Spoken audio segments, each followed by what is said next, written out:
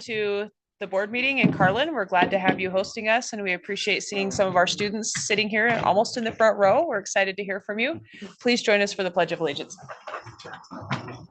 I pledge allegiance to the flag of the United States of America and to the republic for which it stands, one nation, under God, indivisible, with liberty and justice for all.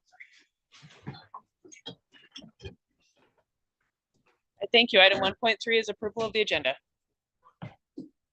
Move to approve the agenda. Thank you. Do we have a second? Second. Is there any discussion? All in favor of approval, please say aye. Aye. Aye. Any opposed, nay? Chair votes aye, and the agenda is approved. Item 1.4 is the introduction of our student board member, Mr. Anderson. You gonna take that? All right. Thank you. All right. Welcome. So way down there at the end, we got Danielle McKelly. So I'm going to read a bio about Danielle. So she was born and raised in Carlin. She is a 4th generation Carlinite. I didn't know that was a word. Carlinite. Danielle is #1 in her senior class. During her 4 years at Carlin High School, she has been actively involved in FCCLA, 2 years as chapter president, and the current year as state vice president of community service. This will be Danielle's 4th year as a member of the Carlin High School varsity softball team. Last year, she was the 1A North Pitcher of the Year, as well as one of the team captains, and has made first team multiple years in a row. Apart from FCCLA, Danielle has been an active participant in publications. She has served as yearbook editor for 2 years now. On the academic Olympic team, she has been a competing member for 3 years and a team captain for 2 years. Danielle has been an active participant and all-around high-achieving student all 4 years of high school. Recently, she was recognized as a AAA recipient for the school and the Elko County for her academics. Upon graduation, Danielle will be attending Northern Arizona University, where she was recently accepted to study political science on the pre-law track. She intends to go to law school following her bachelor's program to become a lawyer. So applause for Danielle.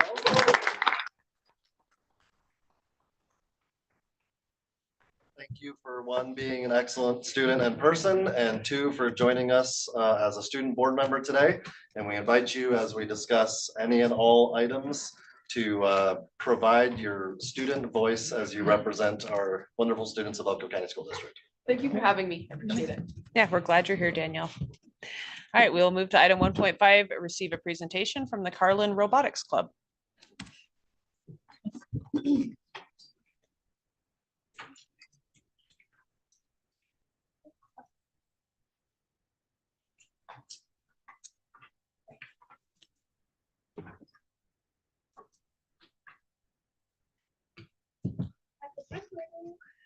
Wildfire in Spring Creek, we researched and presented a project on the kids' play place that generated its own power by collecting static electricity created when the kids played.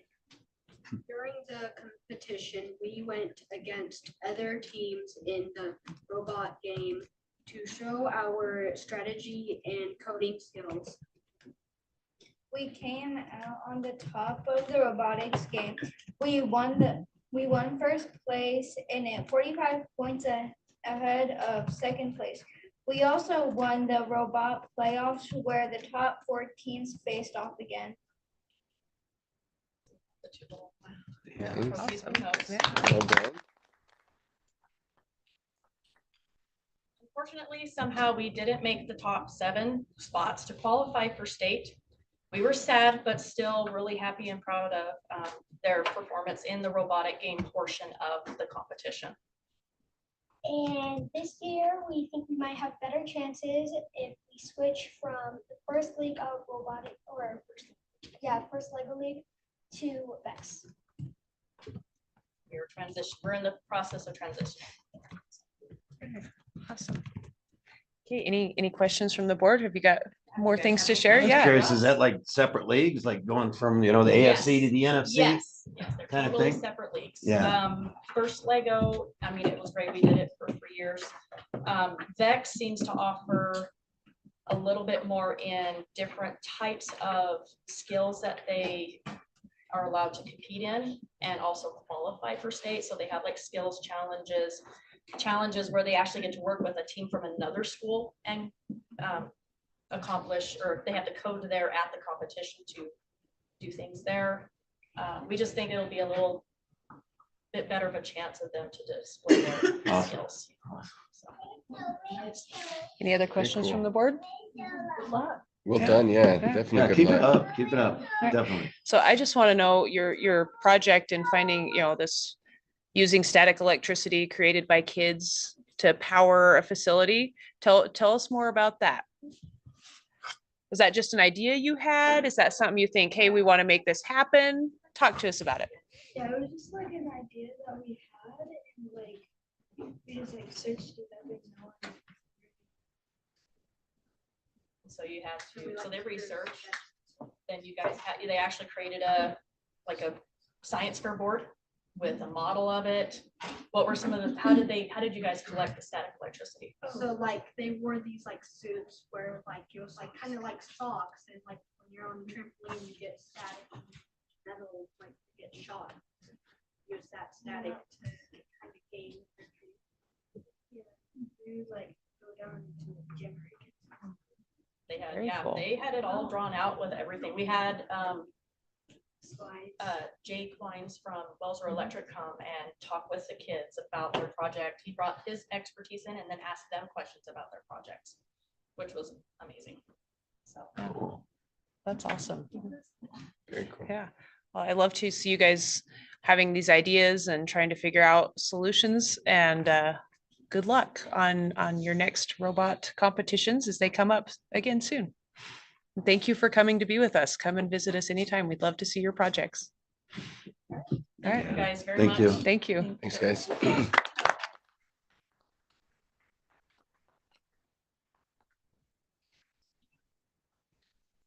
right, next we'll go to item 1.6.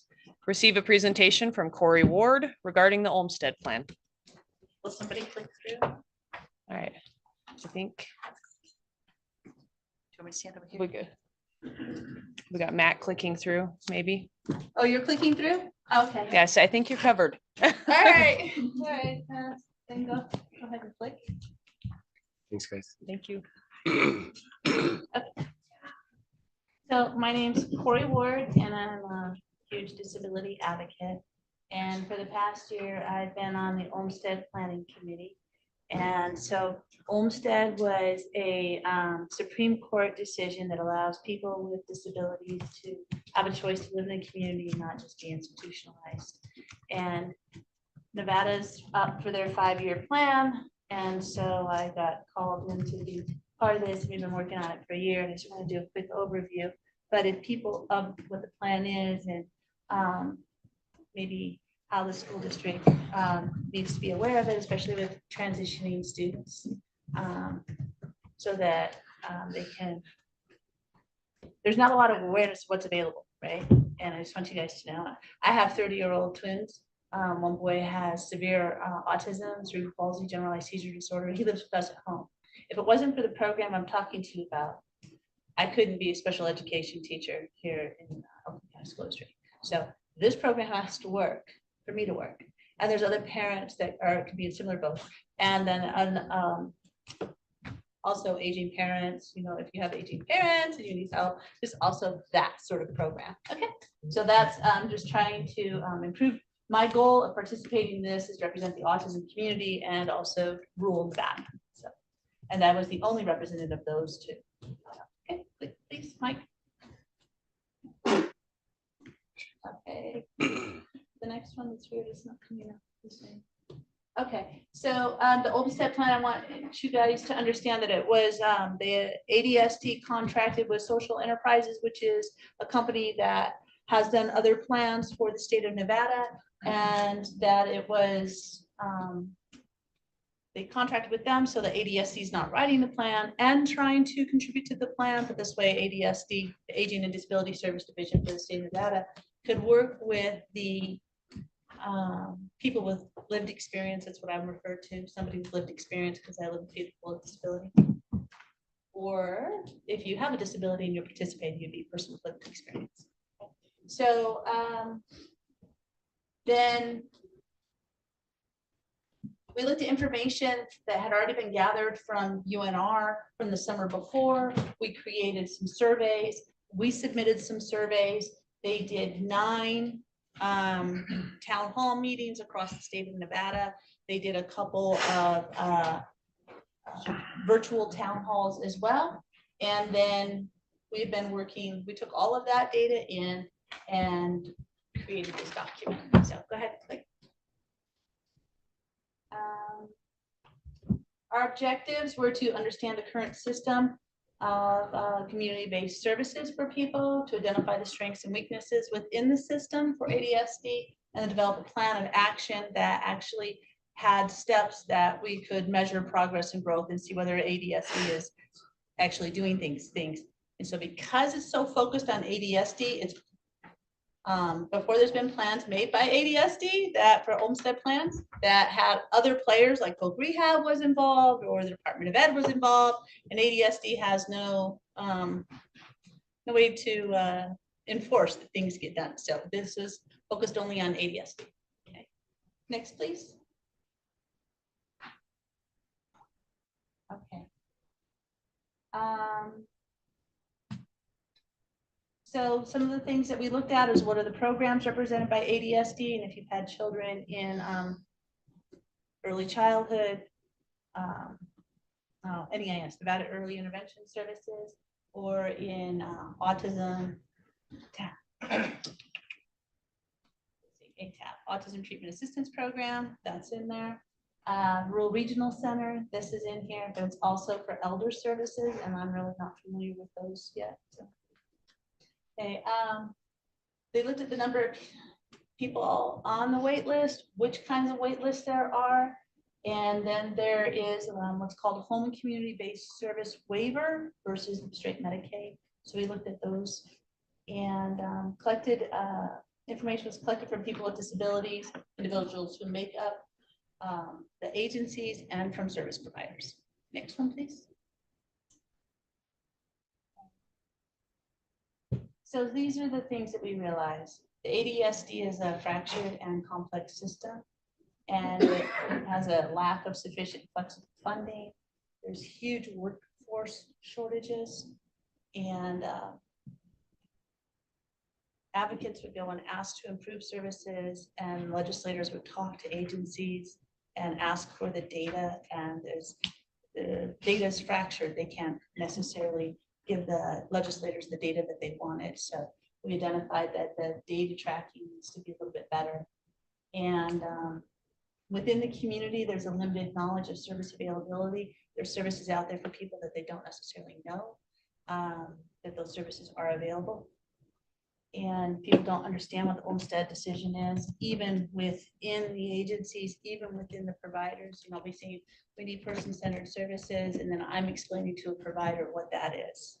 And this backwards, I'm the parent in this role. I'm not an expert parent.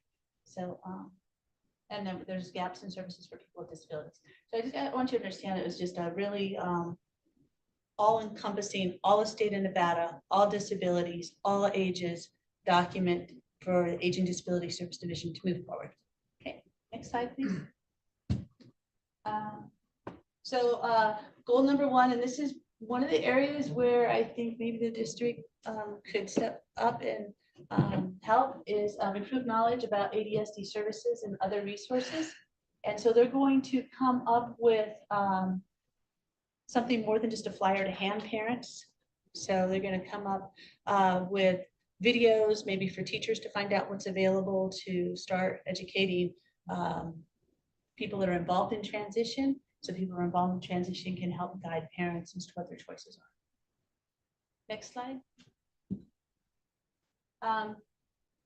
ADSD realizes they need to, our second goal is to expand the workforce capacity to serve people in community-based settings. And this is for the regional center to have people, but also working, but also to have people on the ground actually working with people with disabilities.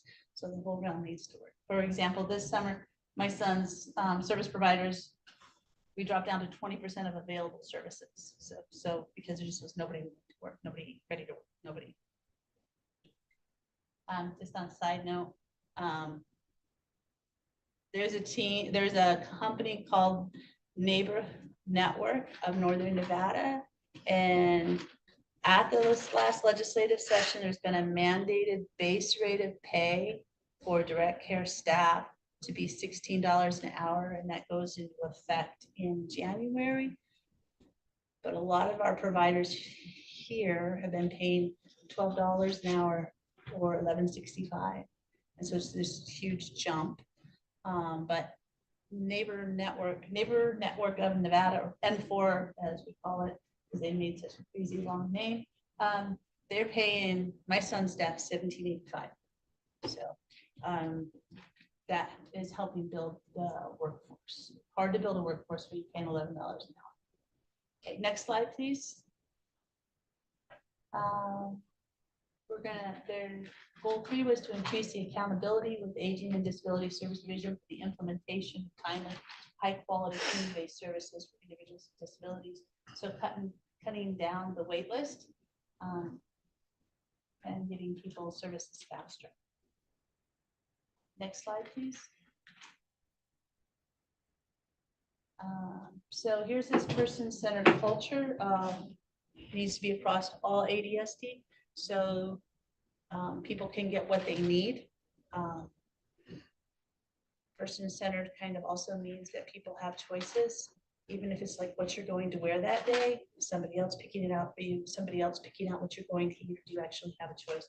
Because adults with disabilities, just like all of us, we want to have choices. Don't want my mom dressing me every day, right? Or choosing what we're gonna eat. So this person-centered culture is really big at Olmstead, but it's not something that's well known. So ADSD is going to work on all staff, all providers, knowing about person-centered services to make life a little bit nicer for families that need to use this service. Next, please. And develop a systems-wide approach to addressing the comprehensive needs of individuals with disability from person-centered framework. Once again, they're stressing the person-centered framework. Next slide, please. All right. I don't will trouble you with this. I just wanted to hit the goals. Can we do the next one? All right. Is there anything after this, like that has the actual where you go to make a comment? All right. Well, it's this little tiny spot right there. But if you're interested in looking at the full draft,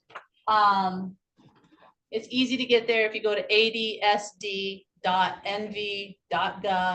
scroll down to Olmstead, click on Olmstead, and it brings up a place to comment. And you can make comments about how the Olmstead plan, do you believe that it would help improve services for people in Elko County stuff? And maybe how school board would be happy to work with ADSD to implement transition services to ensure that when people transition into adult services that they're set up for good care. Does anybody on the board have any questions? Any questions from the board? Thank you, Ms. Ward, for your efforts on this. I know that from a rural representative standpoint, oftentimes there's one of us and 15 of them. And so that is a big pull. So thank you for being there. I appreciate that. Okay. I noticed that the public comment period was open until about the 9th. So I think that's 2 days from now. Yeah. Thank you for presenting tonight. I appreciate getting that information out there. And that's one of the other things that I think sometimes we struggle with is, as you mentioned, our people don't even know what services are available, let alone that we have this public comment period and so forth. So if there's a way to bring that back to the committee or even back through ADSD to say we need to be able to get that information out more timely, I think that would also be helpful. In my day job, I work continuously with ADSD only on the seniors side of things, not the disability side of things. So I'll also be passing that along to Mr. Duncan and to our representatives as well. I know they've had a large influx and a large amount of changing that they've been doing over the past year and a half or so. But I appreciate your efforts on this as well. Thank Yeah, you. definitely trying to get people what they need to live in the community. That N4 that I was talking about, they do have a grant program where if elder rep meets certain criteria, they get 5 hours a week. Are you familiar with this? Yes, ma'am. Okay, services in their home to, Yep. or to take them shopping or something like that. It seems like a really good company to work for. The fact that they're paying more than some of the other companies. I mean, $5 an hour difference is huge. It is. Again, we just need to get that notice out there for people that could be able to do this. And that's the biggest issue we find with N4 is that they don't have enough staff in our area to be able to provide for the services they could if they only had the staff. Yes, So, workforce is huge. yes, ma'am. And yeah, you have to be 18. So yeah, that's kind of hard. And you have to have graduated from high school.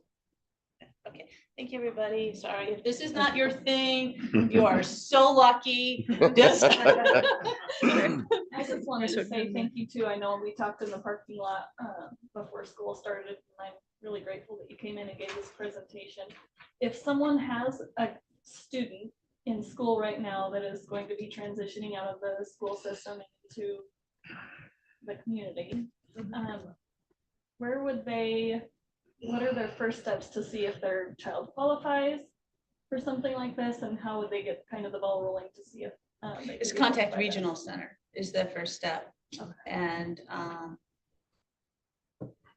And all of then this you apply to the information regional would be given to the teachers, like you were saying, if the district wanted to.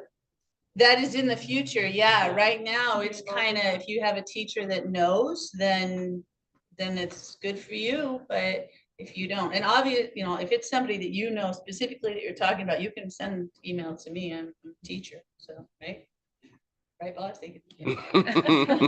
So K Ward, ECSD and me.net. But it is to contact the regional center and see. Absolutely. And there are people that have concerns like, I don't want the state in my house. I don't want strangers in my house. And not all of that program works for me because I want to work, right? So I need to become in the house so I can work. But there are other programs where they pay the parents to play this role instead. And so maybe that would work out for somebody else. That wouldn't work for me. I'm a second generation parent of a child with a disability. That means I got a brother with a disability, and I don't want to become my mom, the sole caretaker. I want him to have his own life and his own friends, and so that's why I'm doing it this way. But I have friends that are doing it the other way, where they stay home with their child. So, sounds great when they're 18 or 20, but like when they're 50. Okay. Anybody else? We're good. Thank you so much. Is someone submitting on behalf of the district in public comment? Or is there a more formal thing that we have already done as a district? I have had nothing like that. If the comments will be the comments made before the 9th will be part of the final document. And I think that would be really good for legislators to see a comment from the board. And that's why I was asking is, does the district have somebody that's doing that? It would be amazing if we'd have representative board submit as well. But again, this goes back to that seamless transition, and we're just taking this to another level because, as I've said it before, the greatest gift that we can give our students is the gift of transition. Well, the transition to move to the next stage. Well, but what about the next and the next and the next stage? And I think that's where we're going is in Elko County. It's going to be a seamless transition for a lifetime. Yeah, that would be absolutely wonderful. So the transition out of high school would be really nice if parents were being counseled a little bit earlier about what's actually available so they can life plan. So that's what I did with my son and my husband and I. We built a house as a duplex. So my son is on the one side. And so he's with staff over on that side. So they're not like where we're trying to live and have our life. I only knew about that though. I mean, I can only do that because I knew that was an option, right? So we could life plan like that. And so the earlier parents can start to life plan, knowing what's available out there. That sets that family up for success. Maybe it allows the parent to, re-enter the workforce. And as far as like workforce development and stuff like that, it would be great if at our career fairs, if we were also targeting these kids that maybe aren't going to go to college, because you don't have to go to college to do this job, but it's very, very important to the community that we have people that are entering this job. As you know, with this seniors, if we can get more people interested in human services, then it would be fantastic. I know that there's like programs where seniors go out and they work in the community, and maybe there's some way to create something there. So.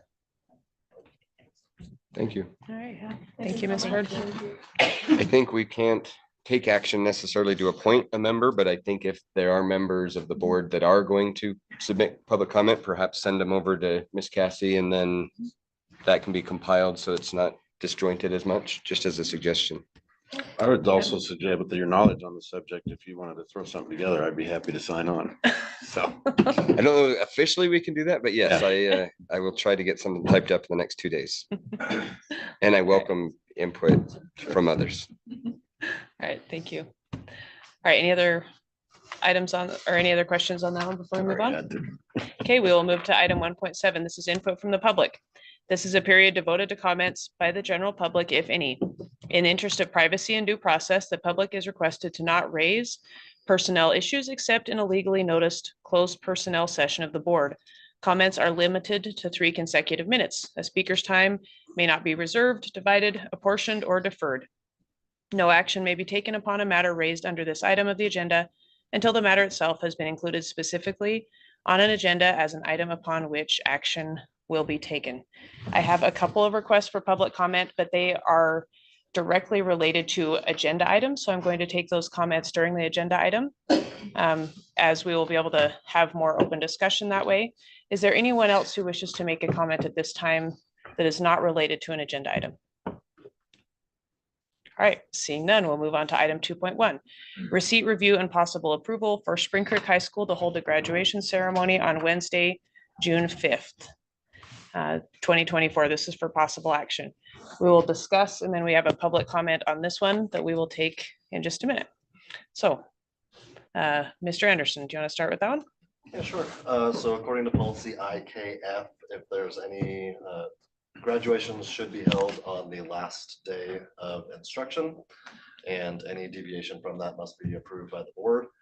And then just to go back in time a little bit, when it was when we decided that the entire school district would be moving to a 4-day model, we also recognize that it could be difficult for all graduations to be attended if they were all held on the same day. Because up to that point, we had roughly half of our high schools on Thursdays and half of them on Fridays for graduation. So it wasn't too big of a burden for the board to get where they wanted and needed to be. But with everyone being on Thursday now, that would pose that problem potentially. So I can't remember if the board asked me to do it or there was more like a comment that could be a problem. And I went to the administrators shortly thereafter and said, hey, if there's any takers for not having it on Thursday, please let me know and we can make that request. And so items 1, 2, and 3 all are related to this. I broke them out because I guess I could see a scenario in which the board wanted to approve one and not the other. But these are here for your consideration, and so that's my intro to all 3 of them, and you can do what you want with it after that. I do know a little bit about the reasoning behind some of the requests. So if you have questions about specific ones, I can contribute to that conversation. All right, well, let's take Spring Creek High School first. And any questions from the board on that one? I'd like to know on all 3 what the specifics are, please. Okay, so I'll just do that one. I mean, For this one. let's start Spring with Creek. one, but I'm Yep. just saying, to save On me each- asking on each of again. the 3, you're gonna want the same. Yes. stuff. Okay, so in the case of Spring Creek High School, so in the past, obviously up until this year, it had always been on Friday. And so there are, so on Friday, Owyhee was requesting to do theirs Friday because there's a conflicting event in the community that takes place literally across the street, which would make it impossible for Elko High to, or maybe impossible is the wrong word, but not a desirable situation for Elko High to hold theirs across the street from a blaring concert at the fairgrounds. So Elko High thought that Friday would be the best one for them. Spring Creek, I guess I just gave you part of number 2 there, but it's all relevant. Spring Creek, therefore, in an attempt to not only not conflict with another very public community event on Thursday, and also to not have to be on the same day as Elko High School, wanted to move to Wednesday instead. They've historically had to go in the early evening, late afternoon of that Friday, which is not an ideal time slot for them to do that, whereas an evening time would be better. If they were to do it at the same time as Elko High, that also is problematic for a lot of people because there's a lot of overlapping communities and people wouldn't be able to see both. So that was their solution to the problem. And that concert is on the Thursday? That is on the Thursday. Okay. Yes, sir. So that's why Spring Creek wants it on Wednesday, is because people are going to a concert on Thursday? No, it's not the only reason. But that's part of it. That's part of the equation. Yes. Another part is that I've sat through quite a few graduations out there, and we always had that afternoon time slot, and it was either scorching hot or the wind was screaming. We had to curtail the ceremony a couple times, and typically by the time evening comes around, for those of you who live in Spring Creek, been out there, it's a lot nicer around 6, 7 o'clock than it is 2, 3 in the afternoon. All right, other questions from the board on the Spring Creek High? Mine's more of a general one, is that I think we should probably, or more of a statement than a question, but I think we should look at our policy and make this so we're not having to look at these. We have changed our schedule. We should give, and bottom line, it's their day. It's the seniors' day. I think in a policy, we should look at something that gives them the flexibility of, a certain number of days from the last day of school, and then leave it up to the kids. Put it to them at the first of the year, and whatever they decide is it's up to them. It's their day. That's my opinion. Thanks, Jeff. I'm assuming with a Wednesday graduation, they wouldn't be attending school on a Thursday. And we have enough days built in already that shouldn't impact their ability to meet the standards by the state generally. Yeah, Okay. This is not an uncommon practice in other places as well for students to graduate before. The kids out there typically under the 5-day week, they didn't attend. We haven't come to practice on Thursday and Friday morning just to try to discourage them from doing anything they shouldn't do in the course of the day, but they didn't attend school on those days traditionally. So I have another question, and it's regarding public comment that I've already received a letter, and I don't know if that's what's going to be read or if it's something separate, but one of the concerns that they did express was that on Wednesday, it's much harder for people out of town to travel to get those days off if they have siblings in college or things of that nature. And I tend to agree with that. I would think weekend would be better. My question is that whose decision was it Friday or to put it to Wednesday? Has it been put out to the kids, or has it been put out to anyone, or is this just the administration's request? So the administration, in collaboration with the staff at the school, came up with the date. It has not been, they haven't had like a senior meeting where like a flyer's gone home to everyone or anything. But since before school started, it's been tentatively published on their calendar, and there are multiple committees that do things surrounding graduation, like the planning of graduation, as well as they have some sort of, and I don't know the exact name of the event, but there's like a drug and alcohol free, safe, like graduation. Yeah, it's called Project Grad where I grew up. But that committee has been planning, and there's a lot of people have found out, whether through those committees or at their main parent group. It's kind of widely known on that main parent group socially that that's the date that they're planning on. They should have waited just because in policy, that's not. I Policy agree. says that the day is the last day of school unless the board approves. They really should have waited on that decision. Well, we do have, Sorry. go ahead. I think that as a senior as well, I would like more input. I agree that I would want it to go out to a vote to my class rather than just the staff and the executives making the decision. So I think maybe that's something to be considered as well, is that we want to say what our graduation ceremony is. Thank you. Bless you. Thank you. All right, we do have a public comment request from Katie Wise. Coming up. I'm a parent of a Spring Creek senior, and I am concerned about family being able to come in from out of town. I also have an older child that he's in college in another town. Being able to come and be here on a Wednesday would be really hard. It is the week of Mine Expo week.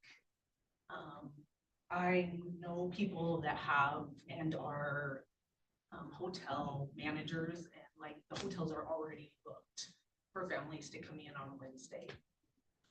Mine Expo is done Thursday, Friday. I did contact Spring Creek High School principal, and he just said that it was already set to be on Wednesday and that they would look at it for future. And I just said, you know, I didn't understand. We've always graduated the same as Elko on a Friday. I would agree that the weather is horrible at 4 o'clock in the afternoon.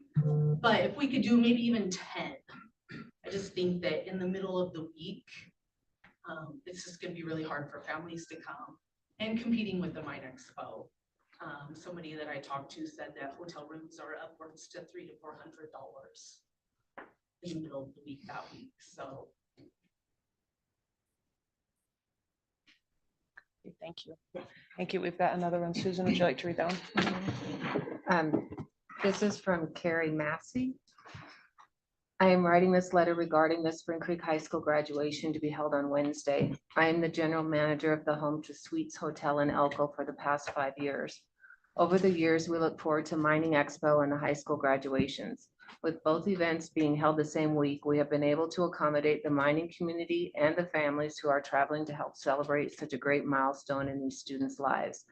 Choosing to have graduation on Wednesday not only affects the expo, it has a great effect on hotels, restaurants, and families having to travel during the work week. I'm very concerned having graduation on Wednesday, which is the first day of the expo with the last day on Friday. We have vendors the entire week here to set up for the expo. I am currently sold out a year in advance for the expo and already have bookings for graduation this year. If the families are able to book a room upon availability, they are looking at rates of $300 to $400 per night, which is a great expense. I know graduation has been on Friday for both local schools, and it can be frustrating when you would like to be at both events, but I don't feel that Wednesday would be the answer. Please take into consideration my thoughts. Thank you. Any other questions or comments from the board? I loved her comment, and I think that because since forever they've had it on a Friday, that maybe before we go and switch it to a Wednesday without at least putting it out to the parents and students of the parents of seniors and students, that maybe it's maybe not a good move. I think that's a really important night that they work their whole lives towards, and we need to make sure that we're trying to accommodate as many students as possible in this decision. So I don't know, if there's any kind of timeline on when this has to be voted on, but my suggestion would be to at least, put it out to senior parents and seniors and see if they feel like a Wednesday graduation is something that they're for, or if maybe, like she said, at 10 o'clock in the morning on Friday, is that what maybe you? Yeah, I mean, anything. Right. I'll be honest that most anyone that I've talked to, no one knows that it's on Wednesday. There's something going on Saturday. Okay, we know. With the expo, no, generally, I mean, it's tear down.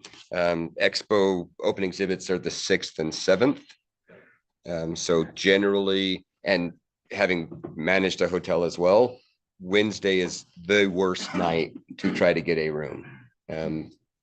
half, maybe a third of the vendors leave Friday and clear out, so that does free up rooms.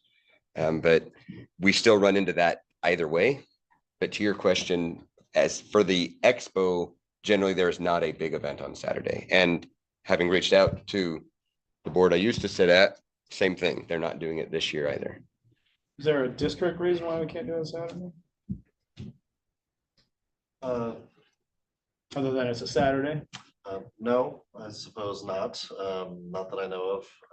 I think maybe your primary challenge with not only a Friday, but a Saturday is usually there is incentive for when it's the same day of graduation, staff to be around. They're no longer on contract after Thursday. We rely heavily on staff to run a graduation event.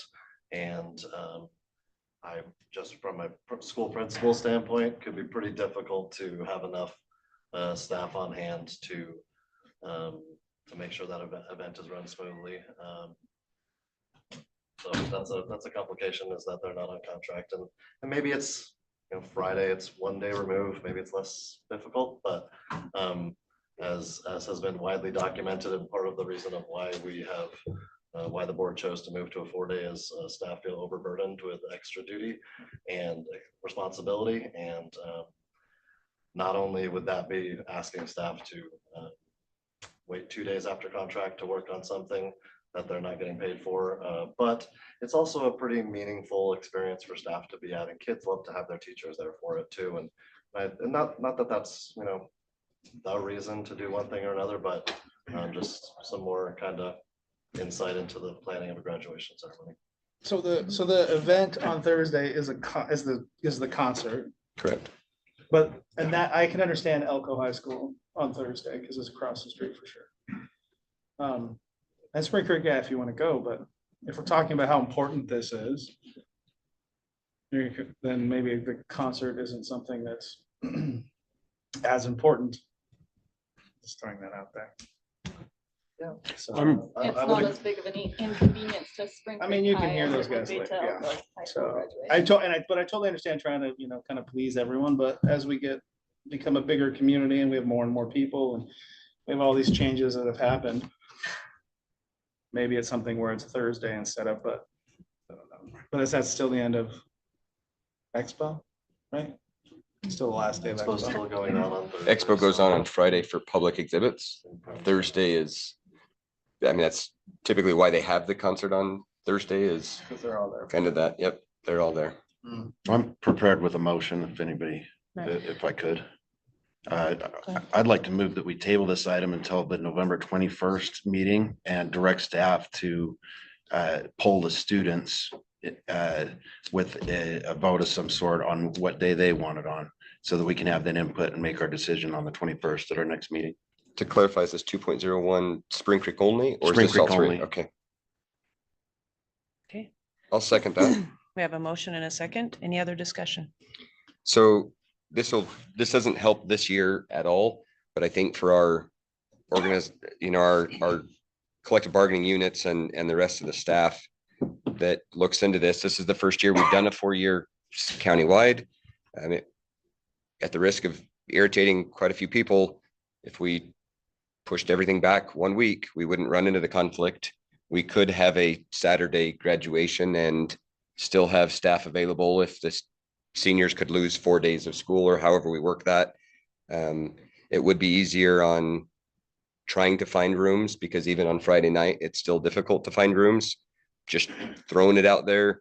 The calendars are created by our staff, so starting a week later, ending a week later could allow for things. I know traditionally that's not what we do. There are other issues I get, but that could be one thing. I'm But on board with that too. Go ahead. I also, I don't know if this, you guys pushing it back, I was told that part of the reason they had to set a date is for the printing graduation announcements and things like that. I don't know if that will mess with that or not. I look at it as, I agree with Brooke and the rest of you, you know, I don't like the idea of them graduating before the last day of school. But as far as what day it's in, as long as it's not Wednesday, to me, they can figure out the Thursday, Friday, or Saturday without us. To me, that's something that the school can do. But I think So I you're don't think we 100% need to right wait that it should be until- done. It has to come to us to decide. It's Right. not something that should be decided beforehand. And I'm just gonna throw it in there. I've had 2 seniors and I will tell you, they would not have wanted a Saturday graduation. When school is done, they're ready to be done. And I think if you poll the kids, they might say, Wednesday's great. Why don't we graduate on Monday? You know, you might honestly get some of those opinions from the seniors. And so saying, no, we can't do it Wednesday. I think if, you know, if we want to say, hey, let's send this back to the school, have them reach out to their students, give feedback, and maybe they're going to say, hey, we've already done that. And the majority of our students said this day. But if that's helpful to the board to make this decision, to have that input, I think that's great. But I don't want to say, you know, yes, we have a policy, but this is the seniors' graduation. We do want them to have input on it. And I don't think saying we can't do it on Wednesday or we will only do it on Saturday or whatever. I think if we get that input back from the schools and they say our seniors are all about this Wednesday graduation at Spring Creek High, then I think the board says, then absolutely, we're totally in support if that's what your seniors say. If the seniors are like, no, let's do Thursday, or, you know, we may have to draw the line if they say, let's do the Saturday before, right? But, you know, the seniors are done. They don't want to hang out extra days and have graduation on Saturday. Some kids leave the day after graduation to go to a summer job, or, you know, they're gone. They might go into the military the day after graduation. So I don't think shoving it further into the week is a good idea, but I do think having our administrators reach out to the kids, talk to them, and then share that information with us, I think that would be helpful to the board if that's sits better with everybody. Yeah, I think Here. if they said, how does Wednesday? Wednesday work through for Saturday. you Clarify, yeah. And Clarify Thursday them works for specifically. you? 4 days, Wednesday, Give Thursday, them a Friday, few- Saturday. Give them a couple options, few options, and just see what the consensus is. Well, the options for the days I think need to be on there. So like Wednesday at your evening, Thursday at those times, Friday would be usual, like what we've done in the past where it would be, because it would be overlapping with Elko and those need to be separate. And then Saturday, I mean, just to give them the options of, just make sure that they're pretty specific, not, hey, what day during the week do you want to graduate? Because we're talking about teenagers, so they're gonna be like, Sunday, right? So they're like, oh, I'll be done the week prior. So yeah, if we give the specifics in it, that'd be great. Yeah, I just think That's us what I'm hoping voting for, as a anyways. board to move it to a Wednesday when it's always been a Friday without knowing if Spring Creek community is aware of that is Well, the only input I've received has been negative. not a good idea. So, And I will say that I have reached out to Spring Creek High and they have only had 2 people with negative input, period. Everybody else that they've talked to has been positive. So I So- would encourage parents to give with their kids, like, just like we always do. You need to give with your kids. You know, when we did the 4-day, we did exactly what we said we were gonna do. We asked for input and we got the input we did and we acted on the input. So in the same manner, if we're gonna do this and we're gonna trust the community to come back to it, which I know is not always, we don't always get a good response from, but that's the input we're gonna go with. So at the end of the day, I mean, we may decide otherwise, but for the most part, that's what we're asking for. We're asking for input from the community. And if only 10% shows up and all 10% want it on Wednesday, and you know, then that's probably gonna be a decision. It's probably the direction I'm gonna go. And I just want to make sure that the word's gotten out because the people that I reached out to didn't even know that it was planned for a Wednesday. And I would argue that that's on the parents then because the calendars have been out. So I would love to sit here and give excuses to parents, but they have no excuses. Okay, calendars are out. So I said, but I'm with you as far as let's get the input from the seniors. And then we'll figure it out from there. To And clarify, I'm having had sure, 2 seniors just like Matt, they've talked about it. Yeah. They've talked about it. We just don't necessarily have the information. So Let's get the information. we do have, Matt, do you want to say one I'm more thing assuming, before we? Mr. Anderson, you would have already jumped in if the school had sent it out to the seniors, correct? You're not aware that that's been done? I'm confident that they have not done Okay. an all senior email or a senior meeting or senior parent meeting or anything like that. Okay. As long as I'm talking, I'd like to add a couple of other notes. the board, you know, I love you. We need to make sure we're careful about how much you feel at liberty to direct an administrator to do something. Getting down to the nitty gritty of which questions are on the survey and how it is asked and how it is organized is up to the administrator and how they communicate to their school and community. I think it's appropriate for you to ask for more feedback, but beyond something very general of we would like more evidence of communication and feedback. Anything beyond that, I think, is overstepping your bounds. I'm going to say this, I highly encourage you to listen and the administrators to listen to this meeting and to put it on there. However, I understand there are how far our reach goes. And so what I say stands, I would encourage them to. However, I understand how far that goes. So it's not an official motion, but I would say I would highly encourage them to look at that. To help prevent additional delays, because if we don't have the information, we may have to delay again. Right.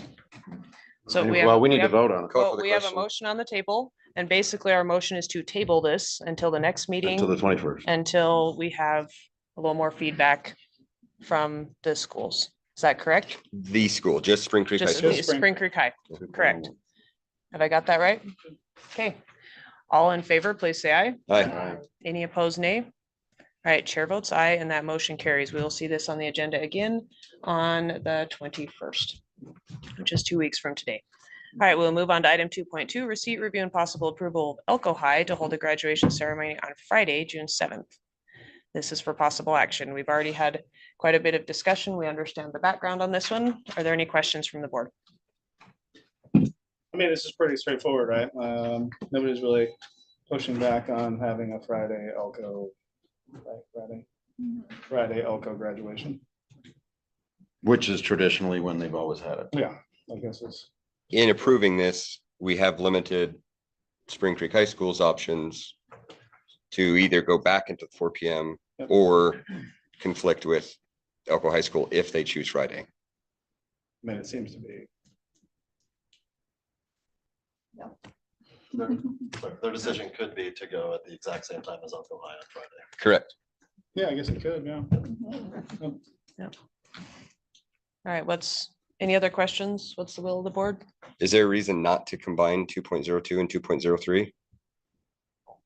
Seems that Any other? that general, discussion's been that. If I can help without jumping too far ahead, I don't have any more information on any other reason for request. So all I know about why any of the 3 schools want to move their graduation. Is there any public comment on either of the other two? Madam Chair, move to combine items 2.02 and 2.03 and approve both. Second. All right, we have a motion and a second. Any discussion?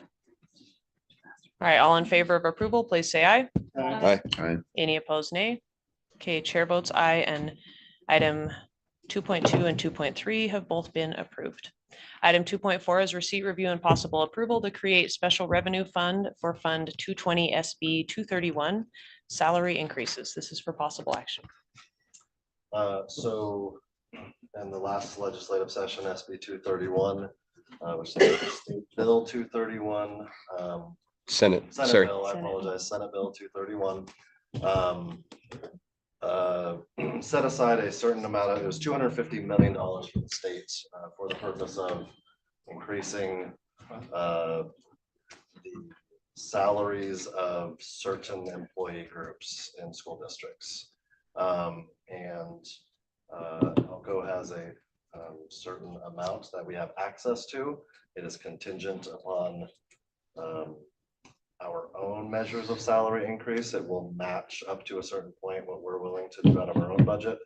That's a real short, very abbreviated synopsis of what the bill does.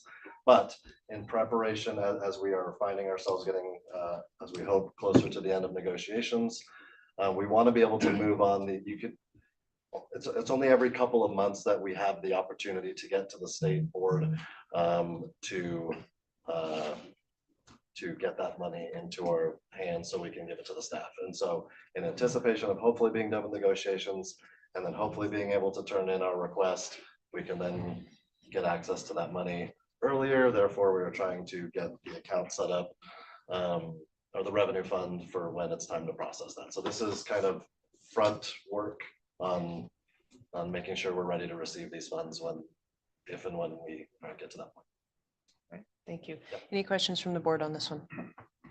Fund 220 reference is just internal. We don't typically just dictate what the fund numbers are, right? This is just an internal reference. Usually the state tells us what fund to use when we add another fed, like the state says Fund 280 is federal funds. And we've had to create 2 other federal funds, so we do 280 something. I haven't received anything from the state saying to create a new account. So we created we used the same fund number another school district is using. We have a meeting with the state tomorrow to see, we don't know yet how the reimbursement process will work. We don't know if we have to have a separate fund. So this is just to have everything ready if we need to, because we're gonna have to do a real quick turnaround on the finance side to get it rolling. So we could create it and not even use it. Or the state could come out and say, here's the fund number. It's too early. We have no communication yet on what the whole grant process will look like. If a motion to approve this omitted the verbiage of Fund 220, could you have the leeway or flexibility to name it whatever the state tells you to name it? Yeah, really, we just need approval to start a new fund. The board, like the fund number, the board's not really concerned about. If we pass it with 220 and it can't be 220, do you have to come back to the board? It's not as clean of a paper trail, so maybe we want to leave out the. Perfect. fund Thank you. number Or refer fund number pending instruction from the state. Okay. And to clarify, the 7.3 million will be spread across to all employees that are eligible. Eligible employees. And eligible employees are going to be classified and certified members of those 2 collective bargaining units. Administration is specifically excluded. Any instruction or support staff are eligible, so mostly classified as certified. Okay, administration, side administration or central? Administration spends more than 50% of their time supervising, so they are excluded as well. Okay, bus drivers, Bus drivers are support personnel. Okay, and bus aides? I count them as eligible. Yes. Perfect. Okay. So Julie, one thing, these funds basically sunset, right? We've got until 2025 to utilize any of these funds that we would have matched from the district, correct? So this fund would be created, which would simplify your life, correct? We don't know. It could. They say that I'm hoping they say we don't need this new fund, because that means for all 1,100 employees who are eligible, we need to break out that amount. They're part of the 7 million over the 2 years. It can't be a one-time stipend, or it's not PERS eligible. So we need to work it in a way to where it's in their base salary reported to PERS. But if it's in that base salary, we need to calculate a percentage for each person to move to that new fund. It'd be easier if we can just show, look, we increase everybody's wage, will you match us? So I wouldn't say the new fund simplifies anything, because we don't know that yet. Okay. All right, but we do know these funds sunset, right? 2025, they're gone. Yeah. Okay. It's also worth noting that Cody and I will have to go make a presentation and request and tell them what our plan is, and they would have to approve it, whether or not we carry it out that way. If they don't like our plan, then we can come back 2 months later and try again. And then they get cranky. And yeah, so it's far from over. We're just trying to anticipate and be ready so we can move forward as fast as possible. All right. And we have a plan ready to submit for Thursday? Okay. Okay. Any other questions from the board, or do we have a motion? Madam Chair, move to approve the creation of a special revenue fund for the Senate Bill 231 salary increases. Second. Thank you. We have a motion and a second. Any other questions?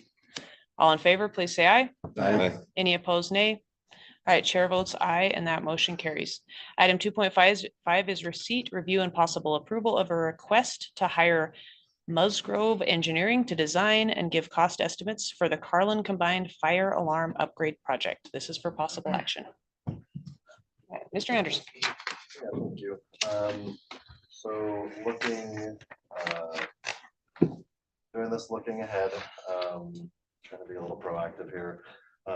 Carlin's fire alarm system is very old and outdated and kind of in a similar situation to Jackpot, West Wendover, the other ones we've been taking care of. This particular one is not on this FY 24 CIP, capital improvement plan. However, it would be on the next go around, and we would like to get started with getting some engineering work done. That way, when the summer rolls around, we can hopefully get work done during the summer months and not disrupt the school year. And also just trying to, given that we're here in Carlin, and let them know we're thinking about them, and also get some of that legwork done so we can be ready to go. All right, any questions? Trying to be proactive. Okay, awesome. We love that. Any questions from the board? As we move forward, is there a way to be able to combine all of these into one bid going forward to either have an economy of scale or to at least avoid having to have multiple paperwork and discussions? Because Musgrove was involved in the other two projects we've done this year too, correct? Yeah, I think, moving forward, that is a great idea. At this point, we're just strategically trying to use the money that we do have or what little we have. We're just thinking about what type of maintenance activities can we do and which ones need to happen. And the last two that we approved, actually Jackpot has the exact same system as Carlin. They're 30-year-old systems. We have some spare parts now because we just pulled those out of Jackpot. Typically they're good. We still love you, Carlin. About 10 years. We're squeezing about 30 on all of ours. Okay. So I do like that thought is potentially we do, 3 here, 3 here, 3 here, and just keep that rotation. So Have to look at that in 30 years. I like that to present to you guys too in the future. Okay. This is the last, I'm not gonna say it's the last one. We've had emergency ones that we've had to do where the circuit board just fries and we're just forced to replace it. Yeah, this is just planning ahead. Very good. Move to approve the request to hire Musgrove Engineering to design and give cost estimates for the Carlin Combined Fire Alarm Upgrade Project. Thank you. We have a motion and a second. Any discussion? What, did I miss the costs associated with them doing this? What would be the total cost of the project? Or no, just- for the design, like for them to do the design, their design and cost estimates, like is there a cost? Typically, it's like a percentage, and Okay. I haven't engaged. I was looking for your approval Okay. to go into contract with them, but I'll let you know that in the past, we've used a design architect and they've hired engineers. We've cut those guys out and we're just going straight to the engineer. Yeah. And typically, like with some of the other mechanical engineers on Spring Creek Elementary, they just charge a percentage of whatever the total projected cost would be. So I would say somewhere between 7.5%, 10%. I'll let you guys know. What was, I don't know if you have this offhand, you remember what Jackpot was? I was gonna ask that, right? Just offhand, I mean. I can look into it. Why am I wanting to say 280? While the superintendent's looking that up. Sorry, did it receive a second? Are we okay Yes, to it go? received a Okay, second. great. Sorry. Yes, I don't yes, know who- we're into discussion. Perfect. I just wanted to double check that. This is considered a service, which is why we don't need to go out to bid. Is that correct? Yes. Okay. And then when they come back, is that still considered a service, or do we need to put that back out to bid again?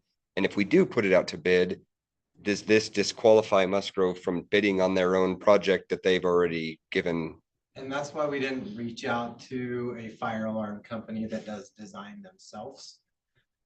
If we were to do that, we typically don't get a lot of bidders in this area. So we've opted to go with an electrical and mechanical engineering company that doesn't bid on these types of projects. They don't have the people that are actually. Perfect. Thank you. So it was somewhat strategic in that aspect. Sure. We appreciate the strategy. Good job. All right.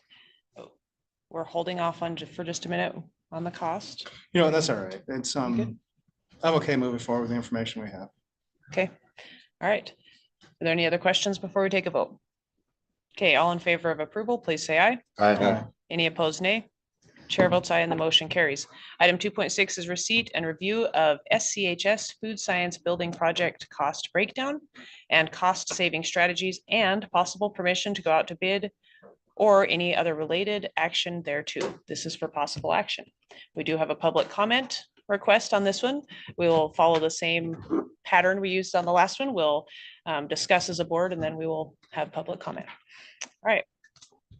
Mr. Anderson, do you want to preface this one at all? Sure, Okay. I'll be quick about it. Well, maybe I won't be quick.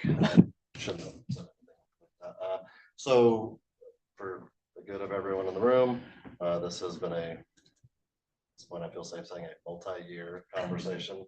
And at our last meeting, we were informed that the projected cost of the project was instead of about 2.6 or 7 million, it was 4.2 million.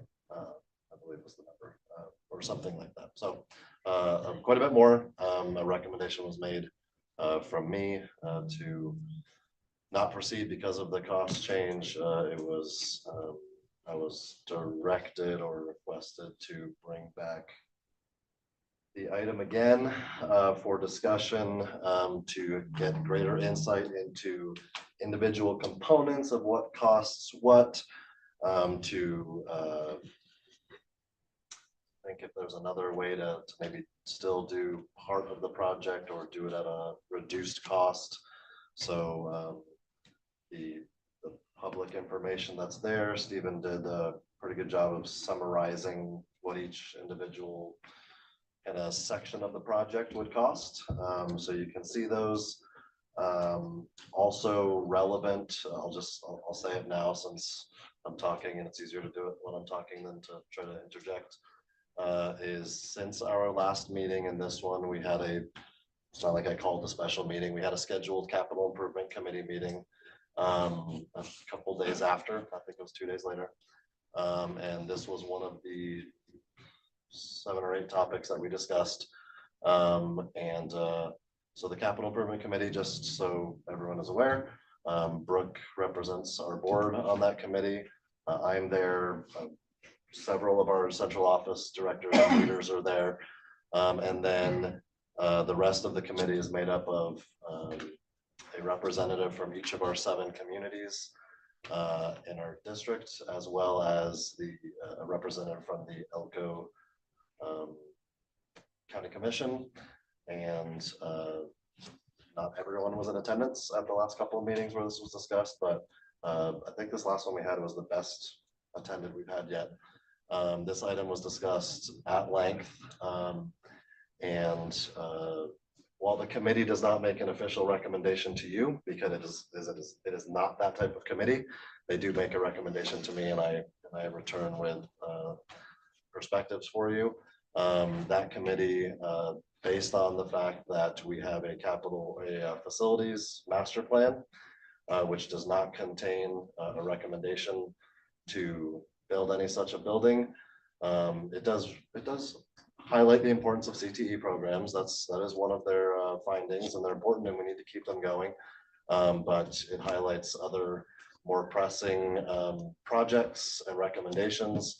And then that coupled with the limited amount of money we have right now in pay-as-you-go funds, it was relayed to me that it is not the opinion of the committee that it's a project we should move forward with at this time. And just as I stated last week, I will state again that I also do not think it's a project we should move forward with at this time. That's a pretty good synopsis. Brooke was present in the room, so if I missed anything, I'm sure she'll fill in the blank when it comes time for discussion. I apologize. To clarify, did you say that the building was not in our capital improvement schedule? The master No, facility. the plan. Master facilities plan. Yeah, sorry, the one done by MGT, the one that they evaluate all our facilities district-wide. It was in our capital improvement, our 5-year capital improvement plan, that it did exist there. Isn't it true, though, in the MGT plan, it does fit and fulfill many of the needs that are listed on there for that school as we have? Although not specifically named, it's sure, yeah, it doesn't name that school specifically. That school was one of several that are technically listed at over 100% capacity. It is not the worst in that scenario. And several other schools were, I think, were named as having kind of greater need of relieving capacity for students. But yes, it would address that for that school, and generally being over capacity is a problem for all schools, and so and they do recommend that we handle those, but it would not have been in that order necessarily. But again, it's worth mentioning too that there's a couple of fields of thought on the master facility. I was called a different thing, the facilities master plan. That's simply a plan with some recommendations from a third-party company that we hired to give those recommendations. And we are not, on one hand, we're not obligated to follow their recommendations. You don't have to do that. However, another field of thought is, we intentionally paid a third-party company a hefty amount of money so we could have an unbiased opinion on this. And not have the emotion of I'm attached to this vein of CTE, or I'm not attached to this school because I live in that community. It removes the emotion of each of us, and it allows someone who's just coming from the outside and saying, hey, I'm a professional in this field and this is what I'm seeing based on your priorities of that we all shared and the community shared. Those are the recommendations they gave us. So just trying to give both perspectives on how to utilize a facility master plan. But I think that that should definitely be considered in your deliberating is what are we doing with that facilities master plan, and how do we utilize it, and what does how do we utilize it communicate to our schools and our public. Thank you, Mr. Anderson. All right, questions on this item? All righty, I'm going to jump right in. Thank you for getting the information and getting it broken down. I do appreciate that very much. On the project itself, or at least the food science lab component itself, are there any multi-use capabilities to that? I'm going to just kind of keep jumping ahead because some of this we've already asked, and my understanding of that is that no, this would basically be used only for the food science lab due to USDA licensing, sanitation, and also the reality of having multiple teachers that don't have necessarily a classroom in that same area. Do they give a good enough synopsis on that? Yeah, and just to clarify, if we're talking about the actual lab itself, right? Because the project encompassed more than just a lab, right? And so, but the lab itself, that one room or lab area would be very specifically for that lab purpose. The other accompanying classrooms and parts of that project are obviously very flexible and up to the discretion of the site administrator and who's assigned to which room and how that works best for their master schedule. But the lab itself would be very specifically used for that one thing. That was a great segue, because then outside of the lab, if I recall correctly, there were 3 other classrooms or offices or something that would be associated with this. Thank you. 2 classrooms. And another lab. Okay, that's right. And then that other lab could free up another lab in the building to be able to potentially allow for an additional science lab to be utilized appropriately. All the conversations are hypothetical. Yep. So they're in place. Yep. right? So. But hypothetically, Yes, there could be there could be, yes. an easing of capacity if this is completed, not even looking at the modular components. Yes. Yes. Okay, Yes, to perfect. A limited extent, but yes. Right. And hypothetically, can just the modular portion be done under the actions that we've already taken at this point? If we say we can't afford a food science lab, but we still have a capacity issue. Yes, that could be done. Something else, as long as you're asking the question, that I will just remind people of is, while it wasn't prevalent at every meeting, kind of an anecdotal thing we've heard a lot from people is they just can't stand the modular buildings. And so I would say that, yes, it would be it's definitely a cheaper option than adding an addition to a building.